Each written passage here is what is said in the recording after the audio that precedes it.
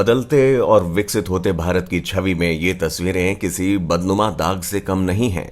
बड़े शहरों से लेकर ग्रामीण इलाकों तक कूड़े कचरे को ठिकाना लगाना बड़ी समस्या बन चुका है।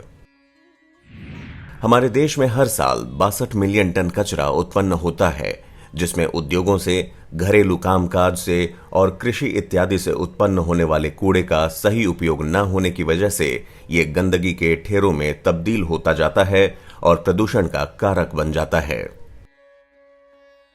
कुछ वर्षों पहले तक शहरों से उठाए गए कचरे को शहर की सीमा से बाहर, आबादी से दूर डंपिंग ग्राउंड पर खुला फेंक दिया जाता था, जिससे ये प्रदूषण और बीमारियों को जन्म देता था।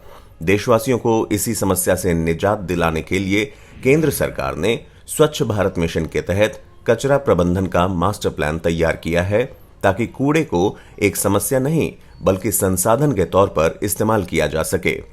हालांकि इस बात को सुनकर कोई भी सोचने पर मजबूर हो जाएगा कि आखिर कूड़े कचरे को संसाधन के रूप में कैसे उपयोग किया जा सकता है। इसके लिए पहले हमें समझना होगा कि हमारे घरों में कितने प्रकार का कूड़ा उत्पन्न होता है। घरेलू कचरे के प्रकार। जैविक कूड़ा। जैविक कूड़े को बायोडिग्रेडेबल यानी गीला कचरा भी कहा जाता है, जैसे सड़े गले फल सब्जियां, छिलके और रसोई घर से संबंधित अन्य कचरा, पशु अपशिष्ट, खेतों में अर्जित खरपतवार और फसल अवशेष इत्यादि। सूखा कचरा। घरेलू इस्तेमाल के बाद प्लास्टिक की खाली बोतलें, थैलियां, गत्ते के डिब्बे, कागज, पुराने अखबार, कांच, धातु और लकड़ी का टूटा फूटा सामान इत्यादि। घरेलू खतरनाक कचरा। डायपर, नैपकिन, कीटनाशक, जहरीले केमिकल्स, पेंट, ग्रीस और सफाई इत्यादि के इस्तेमाल में आने वाले केमिकल, पुरानी बैटरी इत्यादि। अब आपको बताते हैं कि सेग्रीगेशन ऑफ वेस्ट यानी कूड़े को अलग अलग करने की प्रक्रिया क्या होती है। दरअसल सरकार ने एक ऐसी योजना बनाई है जिसके तहत घरों से निकलने वाले विभिन्न प्रकार के कूड़े कचरे को 3 अलग अलग भागों में बांटा जाएगा और उसे अलग अलग इकट्ठा किया जाएगा। फिर इसका उपयोग अलग अलग प्रक्रियाओं के तहत किया जाएगा, जैसे कचरा प्रबंधन के तरीके। गीले कचरे का उपयोग बायोगैस बनाने और ऊर्जा निर्माण के लिए किया जा सकता है। वहीं सूखे कचरे को रिसाइकल यानी शोधित कर उससे नए सामान बनाए जा सकते हैं। और खतरनाक घरेलू कचरे को विभिन्न केमिकल और फिजिकल प्रक्रियाओं के तहत दोबारा इस्तेमाल योग्य बनाने या इसे गलने योग्य बनाया जाता है, ताकि ये प्रदूषण न फैला सकें। ऐसा करने से न सिर्फ कूड़े कचरे का सही ढंग से प्रबंधन होगा, बल्कि देश की जनता को प्रदूषण से मुक्ति मिलेगी। कचरे से ऊर्जा का निर्माण होगा, पर्यावरण में सुधार होगा और विकास में भी सहायता मिलेगी। इतना ही नहीं, इस नई पहल के पीछे सरकार ने कचरा बीनने वालों को भी आर्थिक तौर पर मजबूती देने का बीड़ा उठाया है।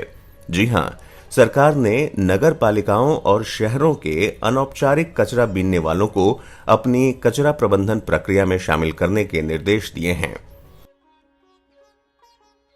देश के इतिहास में ऐसा पहली बार हो रहा है कि राष्ट्रीय नीति के माध्यम से नए अनौपचारिक क्षेत्र को अपशिष्ट प्रबंधन में शामिल किया गया है। भारत में 15 लाख से अधिक अनौपचारिक कचरा बीनने वाले हैं। इन सभी लोगों को कचरा प्रबंधन सिस्टम में शामिल कर बेहतर आय के अवसर दिए गए हैं। साथ ही शहरों में सार्वजनिक जगहों पर कचरा जलाने या फेंकने वाले लोगों पर स्पॉट फाइन लगाने का भी प्रावधान है। कचरा प्रबंधन प्रणाली को और ज्यादा कारगर बनाने के लिए सरकार ने मूलभूत ढांचे में भी बड़े बदलाव किए हैं, जैसे ग्रामीण और शहरी क्षेत्रों में गीला और सूखा कचरा फेंकने के लिए सार्वजनिक जगहों पर हरे और नीले रंग के कूड़ेदान लगाए गए हैं। स्वच्छ भारत मिशन के तहत बड़े कूड़ा घरों से कचरे को इकट्ठा करने और इसे कचरा प्रबंधन प्लांट तक पहुंचाने की सुविधा उपलब्ध कराई गई है। यही नहीं, गांव हो या शहर, हर तरफ जागरूकता अभियान चलाए जा रहे हैं, ताकि लोग जिस कूड़े को गंदगी समझकर इधर उधर फेंकते हैं, वो इसे एक संसाधन के रूप में अपनाएं और इसका सही ढंग से प्रबंधन करें। ये जरूरी है कि हर परिवार अपने घर से ही कचरा प्रबंधन की शुरुआत करे। अगर हमें सही जानकारी है तो ऐसा करना बहुत आसान है। कैसे करें घरेलू कचरा प्रबंधन? रसोई घर में एक अलग कूड़ेदान रखें। इसमें रसोई का कूड़ा इकट्ठा करें, जैसे फल सब्जियों के छिलके, बचा हुआ भोजन, चाय पत्ती इत्यादि। इस गीले कचरे का इस्तेमाल हम जैविक खाद बनाने में कर सकते हैं, जो हमारे खेत क्यारियों और फसलों के लिए बेहद फायदेमंद है। सूखे कचरे जैसे प्लास्टिक, धातु, कांच और कागज को विभाजित कर अलग अलग प्रकार के कचरे को हर हफ्ते रिसाइकलिंग केंद्रों पर भेजें। ऐसे करके हम कूड़े से भी मुनाफा कमा सकते हैं। सैनिटरी वेस्ट जैसे डायपर, नैपकिन, टॉयलेट पेपर और पैड के लिए बाथरूम में अलग कूड़ेदान होना चाहिए। ऐसे कचरे को लैंडफिल के तौर पर इस्तेमाल किया जा सकता है। कचरा इकट्ठा करने वाले इन 3 तरह के कचरे को अलग अलग इकट्ठा कर इसे इसके ट्रीटमेंट डिस्पोजल प्लांट पर ले जाएं, ताकि एक जगह पर इकट्ठा कर विभिन्न प्रकार के कचरों का प्रबंधन किया जा सके। अब तो आप समझ गए होंगे कि कचरा प्रबंधन हमारे लिए कितना उपयोगी है और कहीं न कहीं ये आने वाले कल की जरूरत भी है।